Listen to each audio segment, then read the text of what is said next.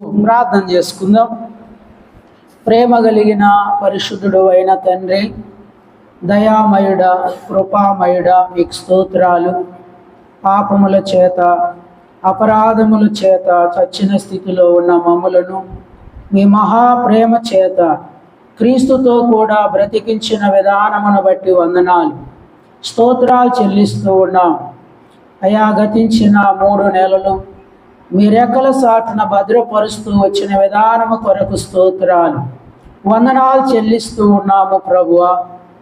April నెల 19వ తారీఖు అయా, మీరు మమ్మల్ని అందరిని కూడా సజీవుల లెక్కలో ఉంచినందుకు స్తోత్రాలు, వందనాలు, కృతజ్ఞతలు చెల్లిస్తూ ఉన్నాము. దయామయుడు అయిన మా తండ్రి, నిన్నటి దినాన ప్రభువా అయా, మీరు జరిగించిన గుడ్ ఫ్రైడే ఆరాధన బట్టి స్తోత్రాలు. తిరిగి ప్రభువా ఈరోజునైనా మీ సన్నిధిలో ఈ రామిరెడ్డిపల్లి గ్రామాన్ని, ఈ ప్రజలను మీరు ప్రేమించి ప్రభువా ఇక్కడ చక్కటి మందిరాన్ని ప్రభువా, దైవ సేవకులను ప్రభువా, సంఘాన్ని మీరు సిద్ధపరిచి ఈ గ్రామంలో మీరు జరిగిస్తున్న పరిచర్యను బట్టి స్తోత్రాలు, వందనాలు చెల్లిస్తూ ఉన్నాం. మీ రక్తముతో కడగబడిన కొనబడిన సంఘం మధ్యలో ప్రభువా, నేను కూడా మీ సన్నిధిలో నిలిచే భాగ్యం మీరు ఇచ్చినందుకు స్తోత్రాలు, వందనాలు చెల్లిస్తూ ఉన్నాను తండ్రి. ఈ సమయంలో ప్రజలు మీ వారు, మాట్లాడేది మీరు నాయన. నన్ను మీరు సిలువ సాటున మరుగుపరచండి, మీ రక్తాన్ని ప్రోక్షించండి ప్రభువా, మీ ఆత్మశక్తితో నింపండి. కూడి వచ్చిన బిడ్డలందరితో వాక్యం ద్వారా మీరు మాట్లాడుతూ ఉండగా వినగల చెవులు, గ్రహించే మనసు, లోబడే హృదయం ప్రభువా మాకు మీరు దయచేయమని కృతజ్ఞతలు చెల్లిస్తూ మీ వాక్యము చేత దర్శిస్తూ రమ్మని వందనాలు చెల్లిస్తూ యేసయ్య పరిశుద్ధమైన నామములో ప్రార్థించి స్తుతులతో వేడుకొనుచున్నాము తండ్రి, ఆమేన్.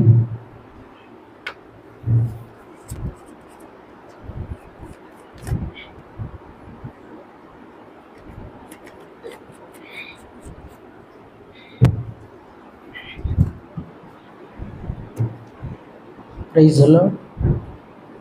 ద్వితీయోపదేశ కాండము 33వ అధ్యాయము 29వ వచనాన్ని మనం చదువుకున్నాము. అట్లాగే కొరింథీయులకు రాసిన 2వ పత్రిక 8వ అధ్యాయము 9వ వచనాన్ని కూడా చదువుకుంటాము. కొత్త నిబంధనలో పేజీ నెంబరు 163. కొరింథీయులకు రాసిన 2వ పత్రిక 8వ అధ్యాయము 9వ వచనాన్ని చదువుకుందాం. మీరు మన ప్రభువైన యేసుక్రీస్తు కృపను ఎరుగుదురు కదా. ఆయన ధనవంతుడయుండి మీరు తన దారిద్ర్యము వలన ధనవంతులు కావాలనని మీ నిమిత్తము దరిద్రుడాయను. చాలండి, గమనించండి. మనము యేసు ప్రభువుని నమ్మక ముందు ఆత్మీయంగా దరిద్రమైన స్థితిలో ఉన్నప్పుడు దేవాతి దేవుడు మనలను ప్రేమించి నిన్న ఏం జరుపుకున్నారు? Good Friday. రేపేం జరగబోతా ఉంది? ఈస్టర్. నిజంగానే పరలోకములో ఉన్న దేవుడు నిన్ను నన్ను ప్రేమించి ఆత్మీయంగా దారిద్ర్యమైన స్థితిలో ఉన్నటువంటి మనలను ధనవంతులుగా చేయాలి అని, ప్రియులారా భాగ్యవంతులుగా చేయాలనే ఉద్దేశంతో ఆయన ఈ లోకానికి వచ్చాడు. అయితే ఈరోజు ప్రియులారా, ద్వితీయోపదేశ కాండం 33వ అధ్యాయము 29వ వచనం మొదటి భాగాన్ని చదువుతారా? ద్వితీయోపదేశ కాండం 33వ అధ్యాయం 29వ వచనాన్ని చదవండి ఎవరైనా. ఇశ్రాయేలు, నీ భాగ్యం ఎంత గొప్పది, యెహోవా రక్షించిన నిన్ను పోలిన వాడెవడు. చాలండి. అన్న దేవుని సేవకులు అందరూ అన్న ఫోన్ చేశారు, అన్న శనివారం రావాలి, వాక్యం చెప్పాలని. అప్పుడు ఏ వాక్యం పంచుకోవాలని దేవుని సన్నిధిలో ఆలోచన చేస్తూ ఉన్నప్పుడు ప్రియులారా, ఈ మాటలు పంచుకోవాలని పరిశుద్ధాత్మ దేవుడు ప్రేరేపణిచ్చాడు. ఎవరు భాగ్యవంతులు? అంశం ఏంటి చెప్పండి? ఎవరు భాగ్యవంతులు? ప్రియులారా, నిన్ను నన్ను ధనవంతులుగా చేయుట కొరకే, భాగ్యవంతులుగా చేయటం కొరకే యేసు ప్రభువారు ధనవంతుడై ఉండి ఆయన ఈ లోకానికి వచ్చి ఎలా అయ్యాడంట? దరిద్రుడుగా మారిపోయాడు. ప్రియులారా, నీవు నేను మనము ఏమండి భాగ్యవంతులుగా ఈ లోకములోనే జీవించాలని, ఆ పరలోక రాజ్యానికి మనం వారసులు కావాలన్నదే దేవుని యొక్క ఉద్దేశము. నీ పట్ల నా పట్ల దేవుని యొక్క ప్రణాళిక ఉన్నది. మరి ఇంతకు ఎవరు భాగ్యవంతులు? ప్రియులారా, 6 విషయాలు జ్ఞాపకం చేస్తాను.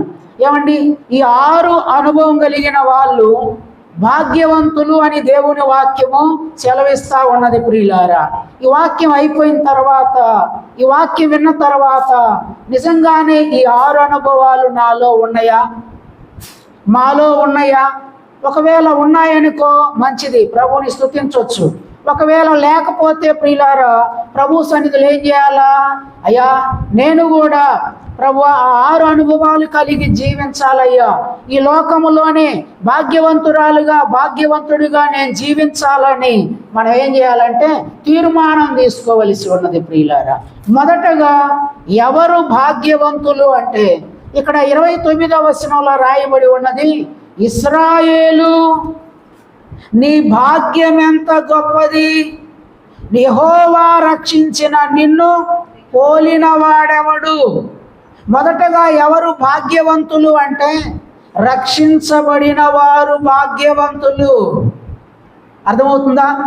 ఎవరంట భాగ్యవంతులు చెప్పండి, మీరు మాట్లాడాలా. ఎవరు భాగ్యవంతులు? రక్షింపబడిన వారు. చక్కటి వాక్యాన్ని ప్రియులారా, ఉపదేశాన్ని అందించే దేవుడి సేవకులను దేవుడు మీకు ప్రియులారా వరముగా ఇచ్చాడు. నిజంగానే ప్రియులారా, అలాంటి చక్కటి వాక్యం అందించే దేవుని సేవకులు ప్రియులారా మీకు దొరకటం దేవుడిచ్చిన వరం. అర్థమవుతుందా? కాబట్టి గమనించండి ప్రియులారా, ఎవరు భాగ్యవంతులు అంటే రక్షించబడిన వారు భాగ్యవంతులు. ఇక్కడ అదే వాక్యం రాయబడుతూ వచ్చింది, ఇశ్రాయేలు నీ భాగ్యం ఎంత గొప్పది, యెహోవా రక్షించిన నిన్ను పోలిన వాడెవడు? లోకంలోకి వెళ్ళి అడిగామనుకో, ఎవరయ్యా భాగ్యవంతులు అంటే ఏం చెబుతారండి నర్మదా గారు? బాగా మంచి మాట చెప్పారు, బాగా డబ్బున్నటువంటి వారు భాగ్యవంతులు, ఇంకా బాగా ఆస్తి ఉన్నటువంటి వాళ్ళు భాగ్యవంతులు. ఇంకా ప్రియులారా, మా అబ్బాయి చక్కగా చదువుకున్నాడండి, అమెరికాలో జాబ్ చేస్తా ఉన్నాడండి, స్థిరపడ్డాడండి, నిజంగా ఆ కుటుంబం చాలా భాగ్యవంతమైనది అని లోకంలో వాళ్ళు చెప్పుకుంటా ఉంటారు. కానీ ప్రియులారా, దేవుని వాక్యములో ఏం చెప్తా ఉంది? ఎవరయ్యా భాగ్యవంతులు? ఒకవేళ నువ్వు ప్రియులారా లోకములో ఉన్నటువంటి వారికి ఉన్నంత ధనం నీకు లేకపోవచ్చు, వాళ్ళకున్న అంత ఆస్తి నీకు లేకపోవచ్చు, నీ పిల్లలు అమెరికా వెళ్ళి ఉద్యోగం చేయలేకపోవచ్చు. కానీ వాక్యం చెప్తా ఉంది ప్రియులారా, నీవు మారు మనసు పొంది పాప క్షమాపణ నిమిత్తము నీవు బాప్తిస్మం తీసుకొని నీవు రక్షించబడితే నువ్వెవరు అంట? నేనెవరినంట? భాగ్యవంతులు. ఇక్కడ ప్రియులారా, ఇశ్రాయేలు నీ భాగ్యం ఎంత గొప్పది అంటున్నాడు దేవుడు. ఇశ్రాయేలుగా మారక ముందు ఆయన పేరేం పేరు? యాకోబు. యాకోబు అంటే అర్థం ఏంటి? మోసగాడు అని అర్థం. ప్రియులారా, వాళ్ళ నాన్నగారిని మోసం చేశాడు, వాళ్ళ అన్నయ్యని మోసం చేశాడు, వాళ్ళ మామగారిని మోసం చేశాడు. యాకోబు యాకోబుగా ఉన్నప్పుడు దేవుడు యాకోబు నీ భాగ్యం ఎంత గొప్పది అని దేవుడు మాట్లాడలా. యాకోబు కాస్త ఎబోకు రేవు దగ్గర ఒంటరిగా మిగిలిపోయి దేవుని హస్తాల్లో పడి ప్రియులారా రాత్రంతా కూడా దేవుని సన్నిధిలో పోరాడుతూ ఆయన తన పాపాలు ఒప్పుకొని మారు మనసు పొందిన తర్వాత ఇప్పుడు దేవుడు ఏమంటున్నాడంటే, ఇదిగో ఇక మీదట నీ పేరు యాకోబు అనబడదు, ఇక మీదట నీ పేరు ఇశ్రాయేలు. అర్థమవుతుందా ప్రియులారా? ఇశ్రాయేలు నీ భాగ్యం ఎంత గొప్పది, యెహోవా రక్షించిన నిన్ను పోలినవాడు ఎవడు? ప్రియులారా గమనించండి. మొన్న ఒక గృహానికి వెళ్తే గోకరాజపల్లిలో అమ్మగారు చెప్తా ఉంది, మా అక్కయ్యల కొడుకు పాస్టర్ గారు హైదరాబాదులో ఉంటాడు, పెళ్ళయింది, 2 పిల్లలు, వాడికి 1,30,000 శాలరీ వస్తుంది నెలకి. వాళ్ళ భార్య విజయవాడలో చేస్తూ ఉంది, 50,000 శాలరీ వస్తుంది, చక్కగా స్థిరపడ్డారండి, వాళ్ళకేం చాలా బాగున్నారు అని మాట్లాడుతూ ఉంది. ప్రియులారా గమనించండి, నిజమేనేమో. వాళ్ళు లోకంలో చూస్తే ప్రియులారా భాగ్యవంతులుగా ధనవంతులుగా కనబడవచ్చు, కానీ ఈరోజు ప్రభువు చెప్పే మాట ఏంటంటే, నీవు రక్షించబడిన వ్యక్తివైతే నీవు కూడా, నువ్వెవరవంటే నీవు భాగ్యవంతుడవు, నీవు భాగ్యవంతురాలవు. ప్రశ్న ఏంటంటే, రక్షించబడ్డావా? నువ్వు మారు మనసు పొందావా? పాప క్షమాపణ నిమిత్తము బాప్తిస్మం తీసుకున్నావా? ఎన్ని సంవత్సరాల నుంచి దేవుని సన్నిధికి వస్తా ఉన్నావు? ఎన్ని నెలల నుంచి దేవుని సన్నిధికి వస్తా ఉన్నావు? ప్రియులారా గమనించండి, దేవుని వాక్యం వింటా ఉన్నావు. ప్రియులారా దేవుని సేవకుల ద్వారా దేవుడు నిన్ను హెచ్చరిస్తా ఉన్నాడు. మారు మనసు పొందాలి, నీవు పాపాలు ఒప్పుకోవాలి, బాప్తిస్మం తీసుకోవాలి, నీవు రక్షించబడాలని అనేక పర్యాయములు దేవుని సేవకుల ద్వారా నీవు హెచ్చరించబడుతూ ఉన్నప్పటికీ ప్రియులారా కొంతమంది ఏం చేస్తూ ఉంటారంటే వాయిదా వేస్తూ ఉంటారు. ఏం వేస్తారండి? వాయిదా వేస్తూ ఉంటారు. నిజంగా నీవు దేవుని వాక్యం వింటూ మారు మనసు పొందకుండా రక్షించబడకుండా ఉంటే ప్రియులారా నీవు భాగ్యవంతుడు కాదు. ఒకవేళ నీకు ధనం ఉండొచ్చు, ఆస్తి ఉండొచ్చు, ప్రియులారా నీ పిల్లలు మంచిగా చక్కగా ఉద్యోగాలు చేస్తూ ఉండొచ్చు, కానీ ఏమంటే వాక్యం చెబుతా ఉంది, నీవు రక్షించబడనంత కాలము నీవు భాగ్యవంతుడవు కాదు, భాగ్యవంతురాలవు కావు. మీలో ఎవరైనా ఇంకా రక్షణ పొందకపోతే, రక్షించబడకపోతే దేవుని వాక్యం చెబుతుంది, ఇదే మిక్కిలి అనుకూల సమయము, నేడే రక్షణ దినము. బైబిల్లో ఒక వ్యక్తి ఉన్నాడు ప్రియులారా. ఏమన్నా ఒకసారి లూకా సువార్త 16వ అధ్యాయము 19వ వచనం చదవండి. లూకా సువార్త 16వ అధ్యాయము 19వ వచనం చదవండి. ధనవంతుడు ఒకడుండెను, ఊదా రంగు బట్టలను సన్నపు నార వస్త్రములను ధరించుకొని ప్రతి దినము బహుగా సుఖపడుచున్నవాడు లాజరు అను ఒక దరిద్రుడు ఉండెను. చాలండి, వీళ్ళిద్దరి స్టోరీ మనకు తెలుసు. దేవుని సేవకులు వీళ్ళ గురించి వివరించేమంటారు ప్రియులారా. ఇక్కడ ధనవంతుడు ఉన్నాడు, చాలా ఆస్తి ఉంది, చాలా డబ్బు ఉంది, మంచి వస్త్రాలు వేసుకుంటా ఉన్నాడు, కానీ ఆ వ్యక్తికి ఏమి లేదు, రక్షణ లేదు, మారు మనసు లేదు ప్రియులారా. ఇష్టానుసారంగా జీవిస్తూ వస్తూ ఉన్నాడు. అక్కడే ఉన్నాడు, పేదవాడే గాని ప్రభువు నమ్ముకున్నాడు, దేవుని మీద ఆధారపడ్డాడు. ఆ వ్యక్తి రక్షించబడ్డాడు. ప్రియులారా ఆరోగ్యం కూడా సరిగా లేదు. ఏనాడు కూడా ప్రియులారా దేవా నాకు ఎందుకు ఈ స్థితి ఇచ్చావని చెప్పేసి దేవుని మీద సనగలేదు ప్రియులారా. గమనించండి, ఒకానొక రోజు రానే వచ్చింది, ఇద్దరు చనిపోయారు. ఏమయ్యారు? ఇద్దరు చనిపోయారు. కానీ వాక్యం చెబుతుంది, ధనవంతుడు ఆత్మ ఎక్కడికి వెళ్ళిందంట? పాతాళంలోకి వెళ్ళి ఏం చేస్తున్నాడంట? కేకలేస్తున్నాడు. మరి పేదవాడైన లాజరు ఎక్కడికి వెళ్ళాడు? నెమ్మది పొందుకునే స్థలంలోకి వెళ్ళాడు ప్రియులారా. నెమ్మది పొందుతా ఉన్నాడు. కారణం ఏంటంటే ధనవంతుడేమో రక్షించబడలేదు, ఆ లాజరేమో రక్షించబడ్డాడు. ఈ లోకములో చూస్తే ఆస్తి బాగానే ఉంది ధనవంతుడికి, కానీ రక్షణ లేదు ప్రియులారా. చాలా పర్యాయాలు లాజరు చెప్పే ఉంటాడు, అయ్యా యేసు ప్రభువుని నమ్ముకో, నీ డబ్బు నిన్ను పరలోకానికి చేర్చదయ్యా. పాతాళము నుంచి నువ్వు రక్షించబడాలి అంటే, విమోచించబడాలి అంటే నువ్వేం చేయాలా? మారు మనసు పొందాలయ్యా, నీ ఇష్టాన్ని నువ్వు మానుకోవాలయ్యా. దేవుని చిత్తానికి లోబడయ్యా, దేవుని వాక్యానికి లోబడమని ఎన్నోసార్లు హెచ్చరించే ఉంటాడు. అయినా కూడా ధనవంతుడంట ప్రియులారా, ధనవంతుడు పాతాళానికి వెళ్ళటానికి చాలా కారణాలు ఉండొచ్చు, కానీ ఒక కారణం ఏంటంటే 25వ వచనం చదవండి. అక్కడ లూకా సువార్త 16:25. అందుకు అబ్రహాము, కుమారుడా నీవు, ఆ మాట అండర్లైన్ చేసుకోండి, కుమారుడా నీవు నీ జీవిత కాలమందు నీకిష్టమైనట్టు సుఖము అనుభవించితివి, అలాగునని లాజరు కష్టం అనుభవించినని జ్ఞాపకం చేసుకొనుము. ఇప్పుడైతే వాడు ఇక్కడ నెమ్మది పొందుతున్నాడు, నీవు యాతన పడుతున్నావు. చాలండి. ధనవంతుడు ఎందుకు పాతాళానికి వెళ్ళాడంటే జీవిత కాలం అంతా, దేవుడిచ్చిన ఆయుష్కాలం అంతా నా ఇష్టం వచ్చినట్లుగా జీవిస్తాను, నా ఇష్టం వచ్చినట్లుగా ప్రవర్తిస్తా, నా ఇష్టం వచ్చినట్లుగా సుఖం అనుభవిస్తా, నా దగ్గర డబ్బు ఉంది, నా దగ్గర ఆస్తి ఉంది, నేను ఏదైనా నా ఇష్టం చెప్పటానికి మీరెవరు?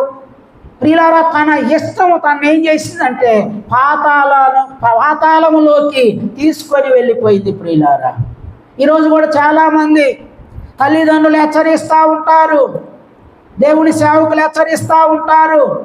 ప్రియులారా, నా ఇష్టం వచ్చినట్లుగా జీవిస్తాను, నా ఇష్టం వచ్చినట్లు ఏది పడితే చూస్తాను, నా ఇష్టం వచ్చినట్లుగా ప్రవర్తిస్తానని ప్రియులారా చాలా మంది ధనవంతుల్లాగా దేవుని చిత్తాన్ని ఎరగరు, దేవుని చిత్తానికి లోబడరు, వాళ్ళు ఇష్టం వచ్చినట్లుగా జీవిస్తూ ఉంటారు, రక్షణ పొందరు, మారు మనసు పొందరు. ప్రియులారా, ఆ ధనవంతుడి యొక్క ఇష్టం తనని ఎక్కడికి తీసుకెళ్ళిందట? పాతాళానికి. కాబట్టి ప్రియులారా, లూకా సువార్త 19వ అధ్యాయంలో ఒక వ్యక్తి మనకు కనబడతాడు. 9వ వచనం చదువుతారా? లూకా సువార్త 19:9. అందుకు యేసు, ఇతడును అబ్రహాము కుమారుడే, ఎందుకనగా నేడు ఈ ఇంటికి ఏమొచ్చిందట? రక్షణ వచ్చింది. అయ్యలారా గమనించండి, జక్కయ్య పరిస్థితి మనకు బాగా తెలుసు. ఒకప్పుడు అన్యాయస్తుడు, తల్లిదండ్రులు పెట్టిన పేరేంటంట? జక్కయ్య. ఊళ్ళో వాళ్ళందరూ ఆ జక్కయ్యకి ఏం పేరు పెట్టారు? ఇతడు పాపి అని పేరు పెట్టాడు. ఇప్పుడు యేసు ప్రభు వారు ఏం పేరు పెడుతున్నాడు? ఇతడు అబ్రహాము కుమారుడు, నేడు ఇంటికి రక్షణ వచ్చి ఉన్నది. పిల్లరా, అన్యాయస్తుడే, మోసగాడే యేసు ప్రభు తన ఇంటిలోకి వచ్చిన తర్వాత తన పాపాలు ఏం చేశాడంట? ఒప్పుకున్నాడు, విడిచిపెట్టాడు, రక్షించబడ్డాడు. నేడు ఇంటికి ఏమొచ్చిందంట? రక్షణ. ప్రియమైన సహోదరి సహోదరులారా, ఒకవేళ నాకు తెలియదు ఇక్కడ ఇంకా నీవు రక్షించబడకపోతే, ప్రియులారా దేవుడు మాట్లాడుతూ ఉన్నాడు, రక్షించబడిన వారు భాగ్యవంతులు అని. ప్రియులారా, దేవుని వాక్యం సెలవిస్తూ ఉంది. అపోస్తుల కార్యములు 2వ అధ్యాయం 41వ వచనం చదవండి. అపోస్తుల కార్యములు 2వ అధ్యాయం 41వ వచనం. అమ్మ, అపోస్తుల కార్యములు 2వ అధ్యాయం 41 చదవండి. కాబట్టి గట్టిగా చదవమ్మ. అతని వాక్యము అంగీకరించిన వారు బాప్తిస్మము పొందిరి. ఆ దినమందు ఇంచుమించు 3,000 మంది. అది పేతురు గారు నిలవబడి వాక్యం చెబుతా ఉన్నాడు. దగ్గర 17 దేశాల వాళ్ళు అక్కడికి వచ్చారు. దగ్గర 50,000 మంది అక్కడ ఉన్నారు ప్రియులారా. అయితే పేతురు గారు నిలవబడి వాక్యం చెబుతా ఉంటే ప్రియులారా, ఏమండి ఎంతమంది రక్షించబడ్డారట? 3,000 మంది. ఎవరు వీళ్ళు అంటే భాగ్యవంతులయ్యారు. దేవుని వాక్యం పేతురు గారు నిలవబడి చెప్తా ఉంటే పడవబడింది. అయ్యలారా మేమేమి, సహోదరులారా మేమేం చేయాలి అంటే పేతురు గారు అంటారు, మీరు మారు మనసు పొంది పాపాలు ఒప్పుకొని బాప్తీసం తీసుకోమంటే ఏమండి 3,000 మంది ప్రియులారా రక్షించబడ్డారు. అర్థమవుతుందా? 50,000 మంది ఉన్నారు, దేవుని వాక్యం విన్నారు ప్రియులారా, కానీ 3,000 మంది రక్షించబడ్డారు.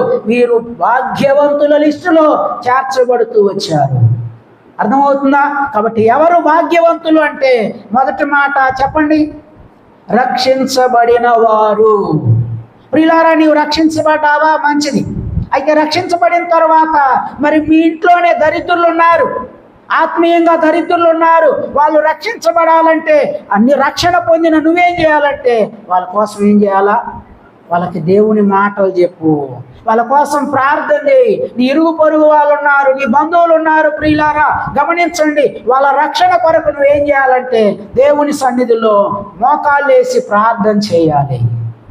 అయ్యా, నేను రక్షించబడ్డాను, భాగ్యవంతుల లిస్టులోకి వెళ్ళిపోయాను, పరలోకానికి వారసుడయ్యాను ప్రభువా, నరకం నుంచి తప్పించబడ్డానయ్యా. నా ఇంట్లో నా భర్త ఇంకా రక్షించబడలా, నా భార్య ఇంకా రక్షించబడలా, నా కుమారులు రక్షించబడలా, నా కోడలు రక్షించబడలేదయ్యా, వాళ్ళు రక్షించబడాలి అని చెప్పేసి ప్రియులారా, నువ్వు వారి నిమిత్తం ఏం చేయాలంటే వాళ్ళ రక్షణ కొరకు నువ్వేం చేయాలంట? ప్రార్థించాలి. మొన్న ఒక సాక్ష్యం విన్నాను. ఏమని, సంతలోకి వెళ్ళి ఎద్దులు వ్యాపారం చేసేటటువంటి ఒక 60 సంవత్సరాల వయసు కలిగిన ఒక ఆయన, బాగా వినండి, 14 సంవత్సరాలు అయిందంట ఆయన రక్షించబడి. ప్రియులారా, ఎంతమందిని ఆయన ప్రభువులోకి నడిపించాడు తెలుసా? 210 మందిని ప్రభువులోకి నడిపించాడంట ఆయన. ఆ సాక్ష్యం విన్నాక నాకే ఆశ్చర్యం అనిపించింది. ప్రియులారా, ఒకంత నాకు సిగ్గు అనిపించింది కూడా. ఎన్ని సంవత్సరాలు అయింది రక్షించబడి? 14 సంవత్సరాలు అయింది. 60 సంవత్సరాల వయసు కలిగినటువంటి వ్యక్తి ఏమండి, ఒక ఎద్దుల వ్యాపారం చేసుకునేటటువంటి, కాయదా వ్యాపారం చేసుకునే ఒక వృద్ధుడు ఎంతమందిని ప్రభువులోకి నడిపించాడు? ఎంతమంది రక్షించబడటానికి కారకుడయ్యాడు? 210 మందిని. ప్రశ్న, నువ్వు రక్షించబడి ఎన్ని సంవత్సరాలు అయింది? నీ ద్వారా రక్షించబడిన వారి సంఖ్య ఎంతమంది? ఆలోచించండి.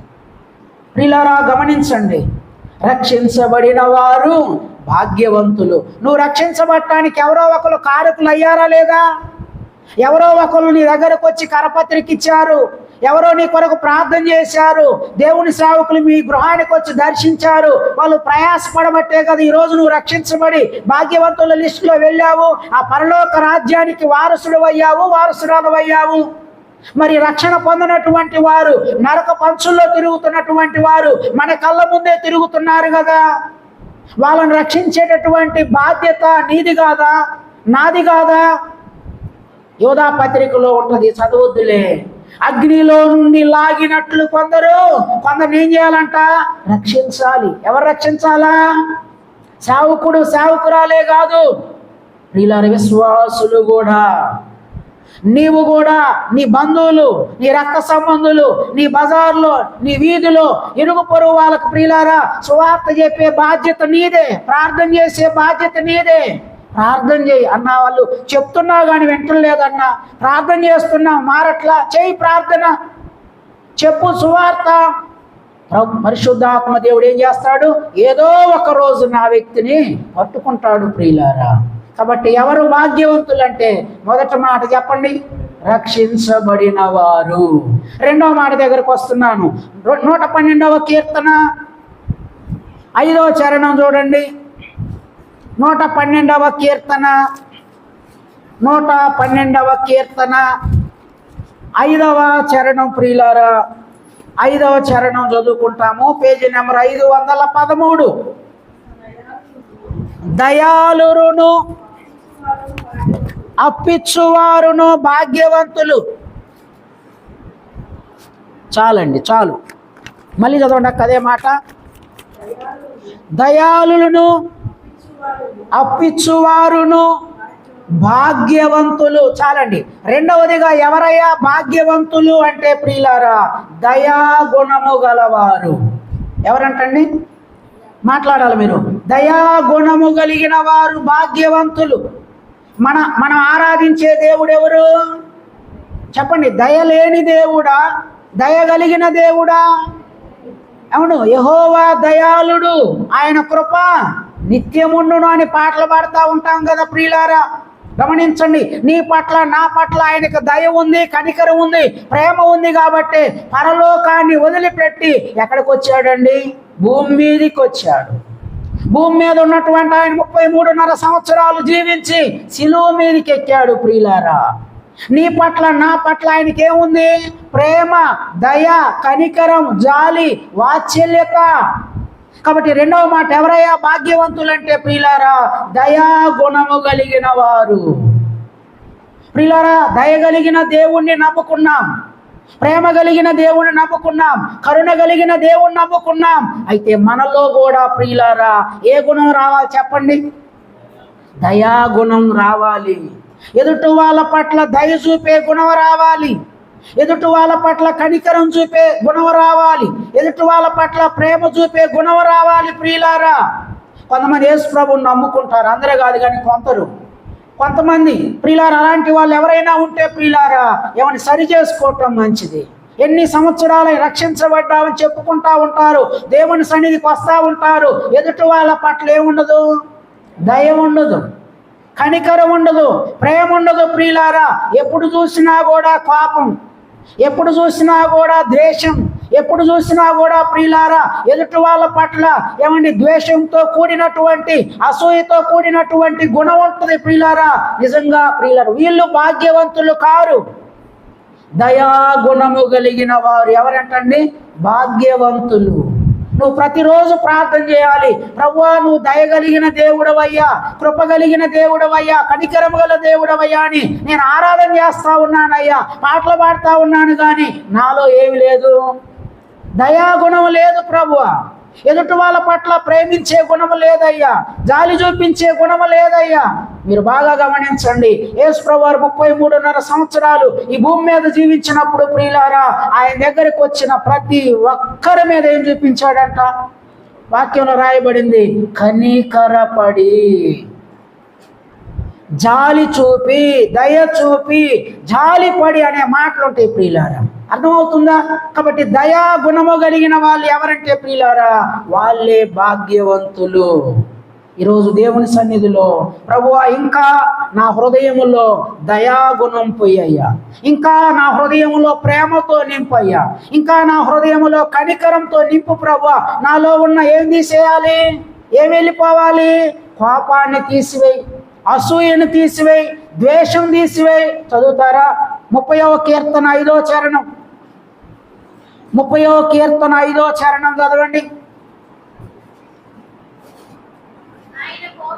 ఆయన కోపము నిమిషమాత్రముండును, ఆయన దయ ఎప్పటిదాకా ఉంటుందంట? యేసయ్య దయ కొంతకాలమే కాదు, ఆయన దయ ఆయుష్కాలం అంతా ఉంటుందంట.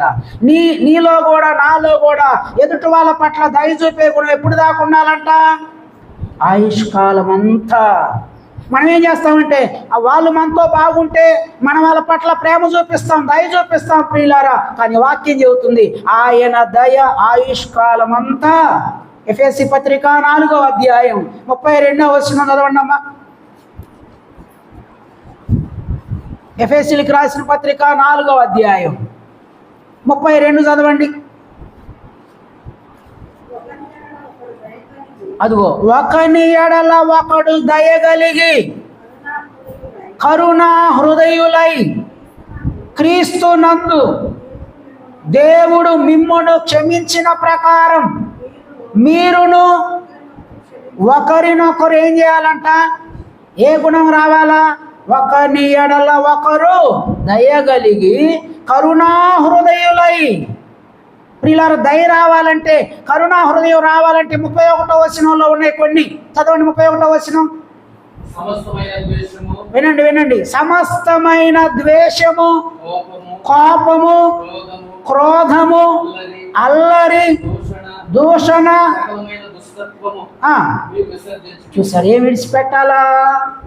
నిన్న గుడ్ ఫ్రైడే అయిపోయింది, రేపు ఈస్టర్ ప్రియులారా. ఈరోజు దేవుడు మాట్లాడే మాట ఏంటంటే వాటిని విసర్జించండి. వీటిని ఏం చేయాలంటే దయాగుణాన్ని ఏం చేయాలంట? అమర్చుకోండి. అర్థమవుతుందా? గమనిస్తున్నారా? కాబట్టి మొదటి మాట, ఎవరు భాగ్యవంతులు అంటే రక్షించబడిన వారు భాగ్యవంతులు. రెండవది, ఎవరు భాగ్యవంతులు చెప్పండి? దయాగుణము కలిగిన వారు. పౌలయ్య గారు చెరసాలలో ఉన్నాడు, సువార్త చెప్పి చెరసాలలో జైల్లో ఉంటే ప్రియులారా, ఫిలోమోన్ దగ్గర ఒనేసిము దొంగతనం చేసి ఆ పౌలు గారు ఉన్నటువంటి చెరసాల్లోకి వెళ్ళిపోతే పౌలు గారు ప్రియులారా ఒనేసిముకి సువార్త చెప్పాడు. ప్రియులారా, ఆ వ్యక్తి ఏమయ్యాడు? రక్షించబడ్డాడు. ఇప్పుడు ఫిలోమోనుకు పత్రిక రాస్తూ అంటున్నాడు, ఫిలోమోను గారు ఒకప్పుడు ఈ ఒనేసిము ఎలాంటి వాడు? నిష్ప్రయోజకుడే, కానీ ఇప్పుడు ప్రయోజకమైన వాడు. కాబట్టి ఇతన్ని ఏం చేయాలి? నువ్వు చేర్చుకో. ఒనేసిము నీ ఇంట్లో దొంగతనం చేశాడు, కానీ నువ్వు దయ చూపించి ప్రేమ చూపించి నువ్వేం చేయాలి? ఒనేసిముని చేర్చుకో అంటున్నాడు పౌలు గారు. ఈరోజు ప్రియులారా, నీవు నేను మనము దయాగుణము కలిగి జీవించాలి. మూడవ అనుభవం చూడండి, సామెతల గ్రంథం 12వ అధ్యాయం 27వ వచనం. ఎవరు భాగ్యవంతులు అంటే మూడవ మాట చూడండి, సామెతల గ్రంథము 12వ అధ్యాయం 27వ వచనం. అమ్మా, సోమరి వేటాడినను పట్టుకొనడు, సురుకుగా ఉండుట గొప్ప భాగ్యము. మూడవది చెప్పండి, ఎవరు భాగ్యవంతులు? మీరే చెప్పాలా. చురుకుగా ఉండువారు భాగ్యవంతులా, సోమరులుగా ఉండేవాళ్ళు భాగ్యవంతులా? చురుకుగా ఉండుట, చురుకుగా ఉండువారు ఎవరంట? భాగ్యవంతులు. రక్షించబడిన తర్వాత, దేవుణ్ణి నమ్మిన తర్వాత మనలో ఏమి రావాలా? సోమరితనం పోవాలి. ఏమి రావాలి? ఏమి రావాలి తమ్ముడు? చురుకుదనం రావాలి. అర్థమవుతుందా ప్రియులారా? కొంతమంది భర్తలు ఉంటారు, ఎప్పుడు చూసినా సోమరులాగా ఉంటారు. కొంతమంది భార్యలు ఎప్పుడు చూసినా ప్రియులు ఎన్నింటికి లేస్తారు వాళ్ళు? ఆలోచన చేయండి ప్రియులారా. కానీ నీవు నేను మనము దేవుణ్ణి నమ్ముకున్న తర్వాత సోమరిగా ఉంటే దేవుని నామానికి అవమానం వస్తుంది. చురుకుగా ఉండాలి ప్రియులారా. అర్థమవుతుందా? ఇంటి పనిలో చురుకుగా ఉండాలి, వంట పనిలో చురుకుగా ఉండాలి, పొలం పనిలో చురుకుగా ఉండాలి, దేవునికి ఇచ్చిన ఉద్యోగంలో చురుకుగా ఉండాలి. పిల్లలు ఏం చేయాలి? మీరు చురుకుగా చదవాలి. మాస్టర్ గారు ఎగ్జామ్స్ దగ్గరకు వస్తూ ఉన్నాయి, ఈ పెన్ను కోసం ప్రార్థన చేయండి, ఈ పెన్సిల్ కోసం ప్రార్థన చేయండి, నేను క్లాసులో ఫస్ట్ రావాలి. కానీ నువ్వు మాత్రం ఏం చేస్తావు? హాయిగా నిద్రపోతావు. కుదరదు. మాస్టర్ గారు ప్రార్థన చేసినా నువ్వు పాస్ కావు. నువ్వు చురుకుగా ఏం చేయాలా? చదవాలి. అర్థమవుతుందా? చురుకుగా ఉద్యోగం చేయాలి, చురుకుగా వంట పని చేయాలి, ఇంటి పని చేయాలి. ప్రియులారా, అన్నింటికంటే ముఖ్యంగా ఏ విషయంలో చురుకుగా ఉండాలంటే దేవుని మందిరానికి వచ్చే విషయంలో నువ్వు చురుకుగా ఉండాలి. వాక్యం చదివే విషయంలో నువ్వు ఎలా ఉండాలా? చురుకుగా ఉండాలి. ప్రియులారా, ఈరోజు వాక్యం చదువుకొని వచ్చారా? మీరు చదువు వచ్చిన మీకు చదువచ్చు. ఈరోజు ఉదయకాలం ప్రియులారా, దేవుని వాక్యం చదివి వచ్చిన, నేను చేతులు ఎత్తమని చెప్పట్లా, ఈరోజు ఉదయకాలము దేవుని వాక్యం చదివి వచ్చిన వాళ్ళు ఎంతమంది? చదువు వచ్చి కూడా వాక్యం చదవకుండా వచ్చిన వాళ్ళు ఎంతమంది? ఎందుకన్నా నువ్వు వాక్యం చదవాలా? అక్క ఈరోజు ఎందుకు వాక్యం చదవలేదంటే ఎన్నో చెప్తా ఉంటారు. ఒకటి కారణం ఏంటంటే నీలో ఏమి లేదు, చురుకుదనం లేదు. ప్రియులారా, ఒక అర్ధగంట ముందు లేస్తే చక్కగా ఒక అధ్యాయం చదివి ప్రేయర్ చేసుకుంటే ఎంత బాగుంటుంది. ఆలోచన చేయండి. చురుకుగా ఉండుట గొప్ప భాగ్యము. ప్రియులారా, గమనించండి.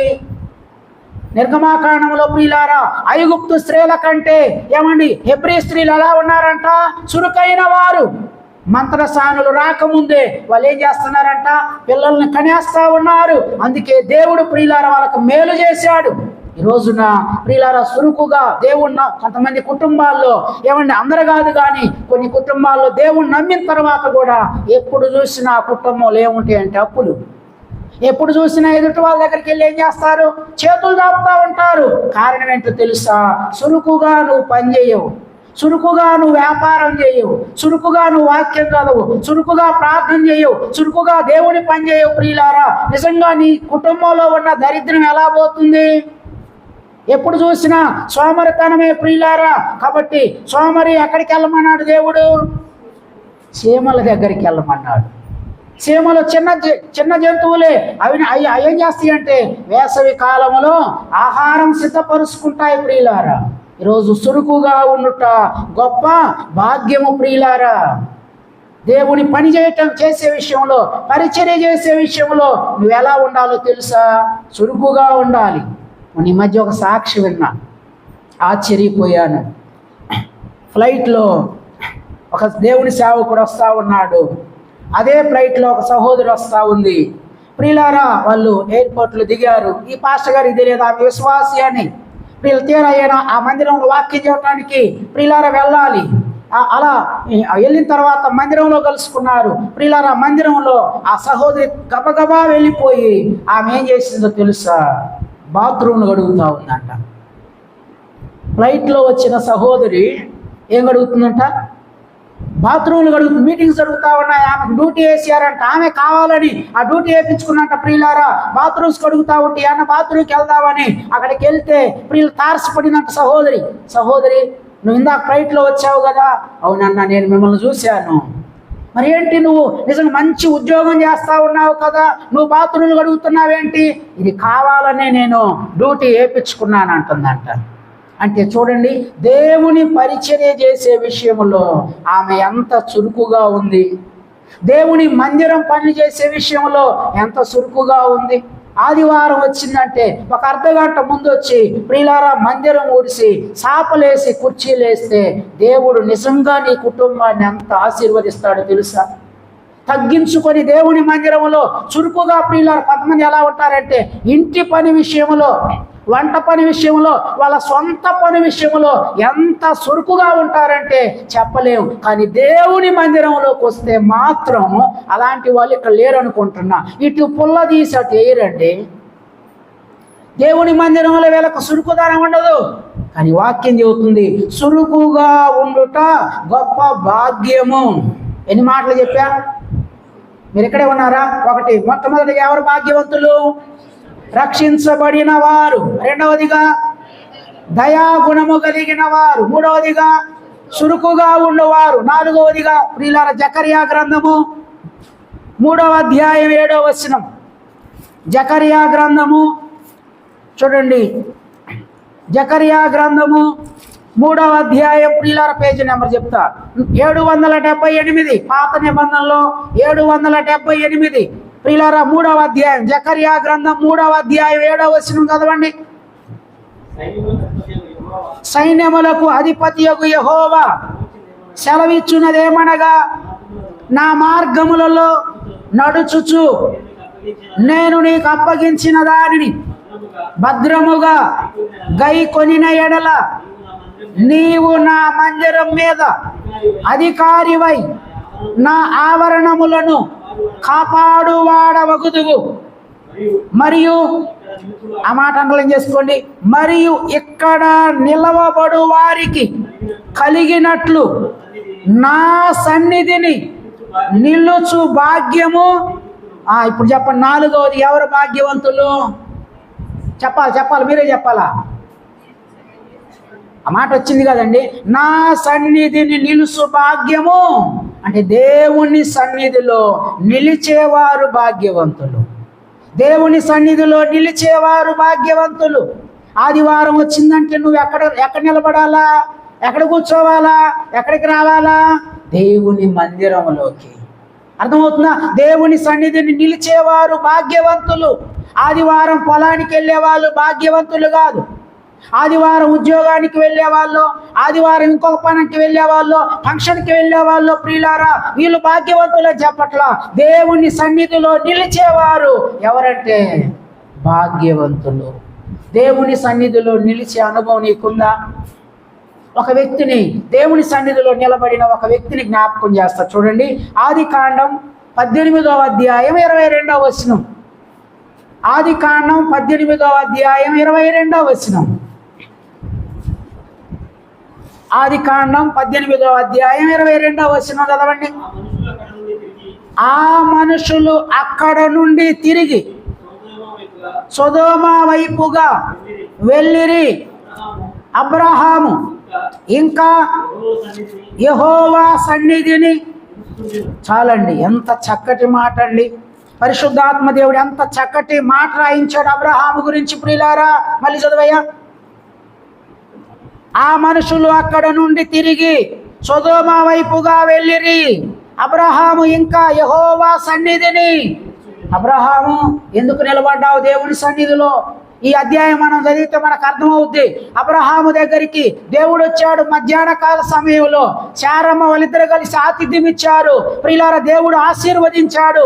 ఇక మీదట ఈ తరుణానికి శారమ్మ వాళ్ళు ఎవరుంటారు? కుమారుడు, బిడ్డ ఉంటుంది. అదేగా కావాల్సింది అబ్రహాముకి. అయిపోయింది కదా ప్రియులారా, చక్కగా ఏమంటే ఎండవేళ సమయంలో నిండు వృద్ధాప్యంలో ఉన్నారు. గుడారంలోకి వెళ్ళి తలదాసుకోవచ్చు కదా, రెస్ట్ తీసుకోవచ్చు కదా. కానీ వాక్యంలో రాయబడిన మాట ఏంటంటే, ఆ మనుషులు అక్కడ నుండి తిరిగి సొదొమ వైపుగా వెళ్ళిరి. అబ్రహాము ఇంకా యెహోవా సన్నిధిని. ఏంటయ్యా అబ్రహాముకున్న భారం? సొదొమ గొమొర్రా పట్టణాన్ని దేవుడు అగ్ని గంధకాలతో కాల్చివేయటానికి వచ్చినప్పుడు ప్రియులారా, ఆ సొదొమ గొమొర్రా పట్టణంలో ఎవరున్నారు చెప్పండి? లోతు కుటుంబం ఉంది. లోతు భార్య, 2 కూతుర్లు ఉన్నారు. వీళ్ళ బంధువులు, రక్త సంబంధులు. ప్రియులారా, దేవుడు ఆ అగ్ని గంధకాలతో కాల్చివేయటానికి అక్కడికి వెళ్తా ఉంటే అబ్రహాం ఏం చేశాడంటే దేవుని సన్నిధిలో నిలబడి దేవుణ్ణి బతిమిలాడుతున్నాడు. అయ్యా దుమ్మునయ్యా, ధూళినయ్యా, ఒకసారి జ్ఞాపకం చేసుకో. అయ్యా సొదొమ గొమొర్రా పట్టణంలో 50 మంది నీతిమంతులు ఉంటే ఆ పట్టణాన్ని నాశనం చేయవా? ఓకే అన్నాడు దేవుడు.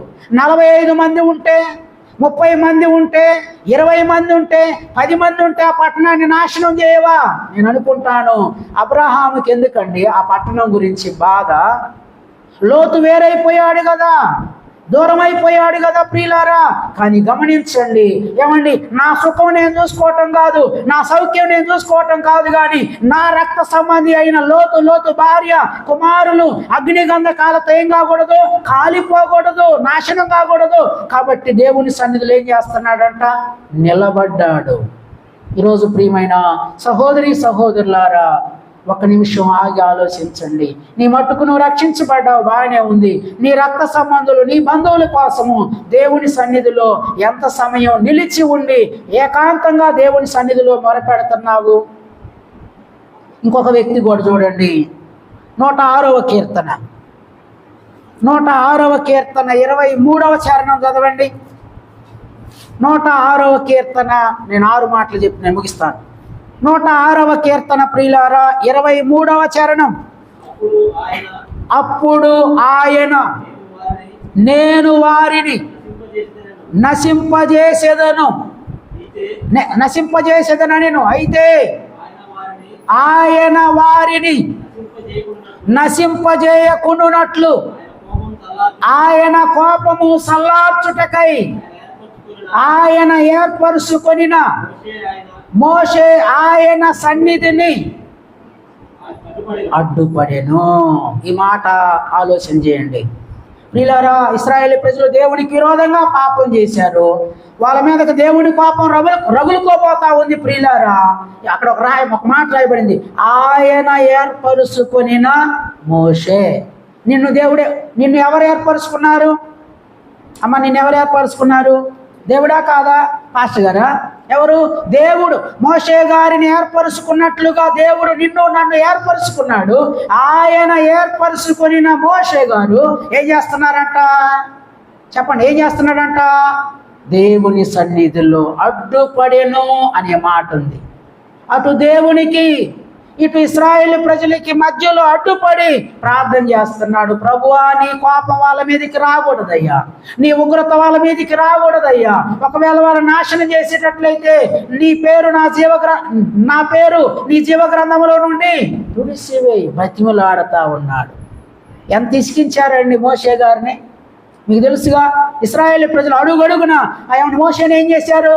విసికించారు ప్రియులారా. పోతే పోయిన వాళ్ళ మీదకి అట్నే రావాలి ఒకరు అనుకున్నాడా? అనుకోలా. కొన్నిసార్లు నిన్ను నన్ను, కొన్నిసార్లు కుటుంబంలో వాళ్ళే విసికిస్తూ ఉంటారు, కొన్నిసార్లు ఇరుగు పొరుగు వాళ్ళు. ఏది ఏమైనా మోషేలాగా వాళ్ళ మీదకి దేవుని కోపం రాకుండా, దేవుని ఉగ్రత రాకుండా మనం ఏం చేయాలంట? మోషేలాగా అడ్డుపడాలి. అబ్రహాములాగా దేవుని సన్నిధిలో నిలవబడాలి ప్రియులారా. అర్థమవుతుందా? కాబట్టి ఈ రోజున 4వ మాట, ఎవరు చెప్పండి, ఎవరు దేవుని సన్నిధిలో నిలిచేవా, ఎవరు భాగ్యవంతులు అంటే 4వది ఏంటంట, దేవుని సన్నిధిలో నిలబడేవారు. 5వ మాట దగ్గరికి వస్తున్నాం రండి. కొరింథీయులకు రాసిన 2వ పత్రిక, కొరింథీయులకు రాసిన 2వ పత్రిక 9వ అధ్యాయం, కొత్త నిబంధనలో ఉంటుందమ్మా. కొరింథీయులకు రాసిన 2వ పత్రిక 9వ అధ్యాయము, పేజీ నెంబరు 164. కొత్త నిబంధనలు తీశారా? 164. 2వ కొరింథీ పత్రిక 9వ అధ్యాయం 7వ వచనం చదవండి. సనుగు కొనకయు బలవంతముగా కాకయు ప్రతి వాడును తన హృదయములో నిశ్చయించుకొనిన ప్రకారము ఇయ్యవలెను. దేవుడు, ఆ మాట అంటలు చేసుకోండి, దేవుడు ఉత్సాహముగా ఇచ్చువానిని ప్రేమించును. 10వ వచనం, విత్తువానికి విత్తనమును తినుటకు ఆహారమును దయచేయు దేవుడు మీకు విత్తనము దయచేసి విస్తరింపజేసి మీరు ప్రతి విషయములో పూర్ణ ఔదార్య భాగ్యము గలవారగునట్లు. చాలండి. 5వది, ఎవరు భాగ్యవంతులు అంటే మీరు చెప్పండి. మొదటగా ఎవరు భాగ్యవంతులు అని చెప్పాను?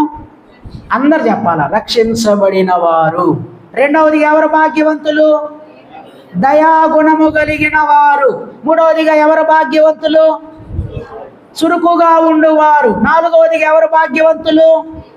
దేవుని సన్నిధిలో నుండి పారిపోయే వాళ్ళ, లేకపోతే దేవుని సన్నిధిలో నిలబడేవారా?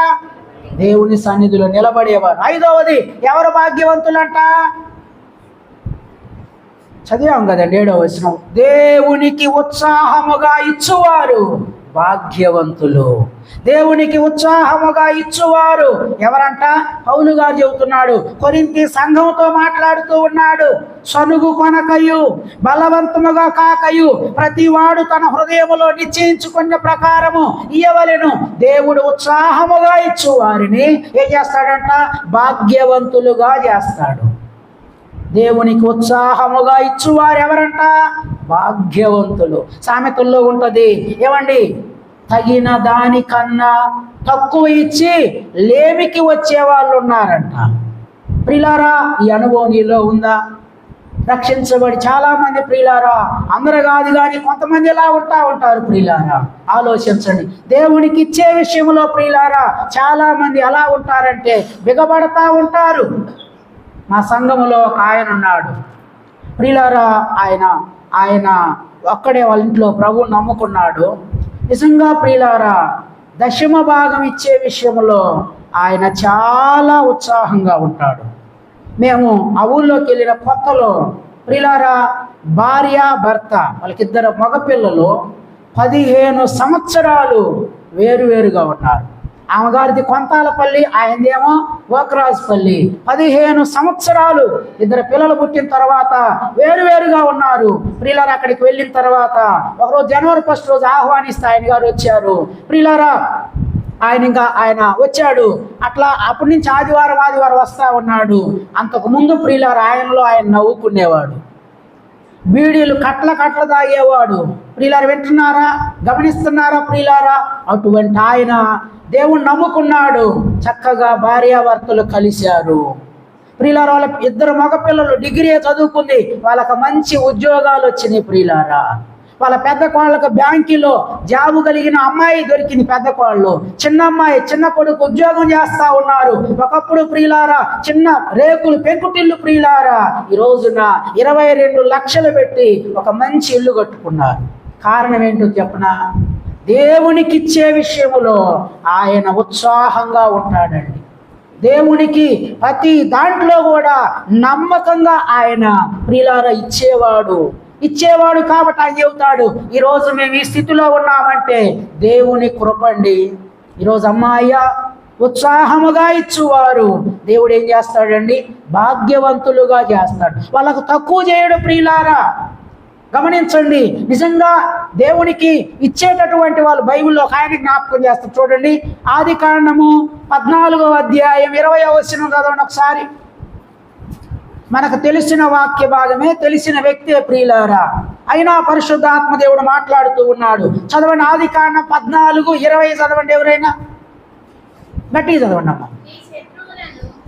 నీ శత్రువులను నీ చేతికి అప్పగించిన సర్వోన్నతుడగు దేవుడు స్తుతింపబడునుగాక.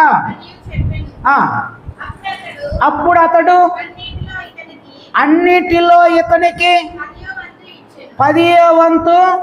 చాలండి. ఇక్కడ ఒక ఆయన ఉన్నాడు, మెలికిసెదెకు, యాజకుడు. ఆ యాజకుడు అబ్రహాంకి ఏమి ఇచ్చాడంట? రొట్టె ద్రాక్షారసం ఇచ్చాడంట. రొట్టె ద్రాక్షారసం పుచ్చుకున్నటువంటి అబ్రహాం అంట అన్నింటిలో కూడా 10వ భాగం యాజకుడికి ఇచ్చాడు. ఈరోజు ప్రియులారా, దేవుని సన్నిధిలోకి వస్తా ఉన్నాం. ఆదివారం ప్రభు బలలో చేయి వేస్తా ఉన్నాం. దేవుని సేవకుల ద్వారా మీరు ప్రభు శరీర రక్తంలో పాలు పొమ్ములు పొందుతున్నారు. అయితే నిజంగా దేవుని సేవకులకి అబ్రహాం ఏం చేశాడంటే అన్నింటిలో 10వ వంతు ఇచ్చాడంట. అబ్రహామును దేవుడు పేదవాడిగా ఉంచాడా? బైబిల్లో ఉంటుందండి, అన్నింటిలో అబ్రహామును దేవుడు ఆశీర్వదించాడు. గల కారణం ఏంటంటే అబ్రహాముకున్న ఒక అనుభవం ఏంటంటే అన్నింటిలో ఏమిచ్చేవాడమ్మా? దశమ భాగం, 10వ వంతు ఇచ్చేవాడు. కొన్నింటిలో కాదు, కొంత కాదు ప్రియులారా. అననీయ సపీరా కొంత దాచుకొని కొంత దేవునికి ఇచ్చారు. అలాంటి మనసు కాదు అబ్రహాముది. అన్నింటిలో ప్రియులారా రొట్టె ద్రాక్షారసం ఇచ్చినటువంటి యాజకుడికి ప్రియులారా 10వ వంతు ఇస్తూ వచ్చాడు. ఈరోజు ప్రియులారా నీవు గమనించండి, ఆలోచించండి, ఈ అనుభవం నీకుందా? ప్రభు బలలో చేయి వేస్తా ఉన్నావు, అన్నింటిలో దశమ భాగము 10వ భాగం ఇచ్చే అనుభవం నీకుందా? కొంతమందికి ఇక్కడికి వచ్చేలోపు నాకు అర్థం కాదు ప్రియులారా, వాళ్ళు ఎందుకో బిగబడతా ఉంటారు. దేవుని వాక్యంలో రాయబడింది మాట ఎప్పుడూ వాక్యం తప్పు చెప్పదు ప్రియులారా. అర్థమవుతుందా? బైబిల్లో మీరు బాగా ఆదికాండం నుంచి ప్రకటన వరకు చదవండి. దేవునికిచ్చి చెడిపోయిన వాళ్ళు లేరు. దేవునికి ఇవ్వకుండా మీరే చెప్పండి, బాగుపడిన వారు లేరు. దేవునికి ఇచ్చి చెడిపోయిన వారు లేరు. దేవునికి ఇవ్వకుండా బాగుపడిన వాళ్ళు లేరు. కాబట్టి ఈ రోజున ఒక ఆవిడని జస్ట్ జ్ఞాపకం చేస్తా. మీకు తెలుసులే, భేద విధవరాలు.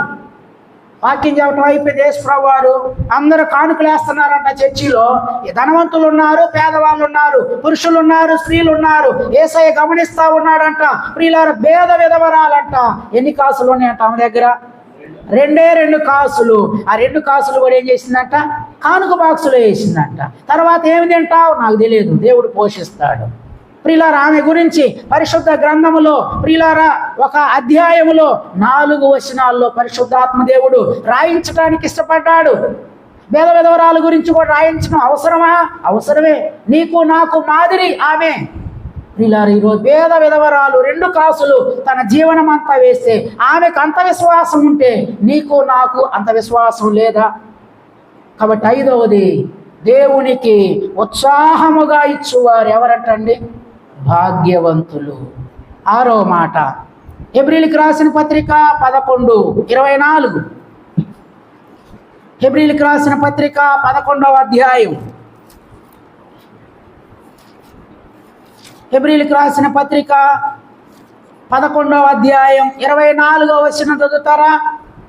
కొత్త నిబంధనలో పేజీ నెంబర్ 207.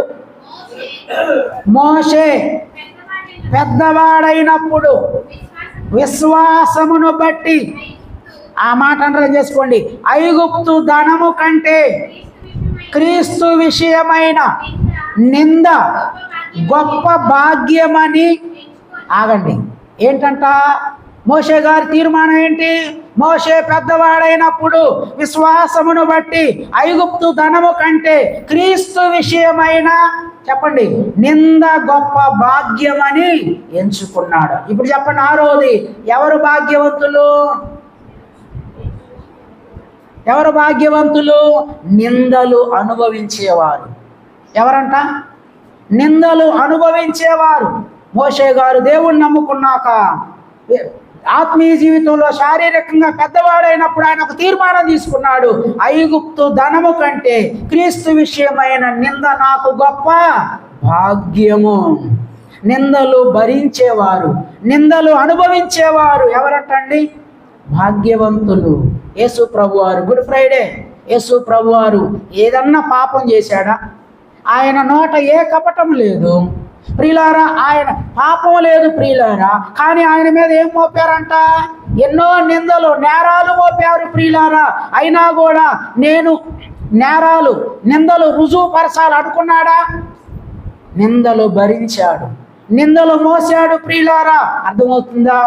బొచ్చు కత్తిరించు వాని ఎదుట గొర్రె మౌనంగా ఉన్నట్లు ఆయన ఏమైపోయాడండి? నిందలు భరించటానికి, అనుభవించటానికి ప్రియులారా ఆయన సిద్ధపడుతూ వచ్చాడు. ఈరోజు నా 6వది, నిందలు అనుభవించేవారు ఎవరంట?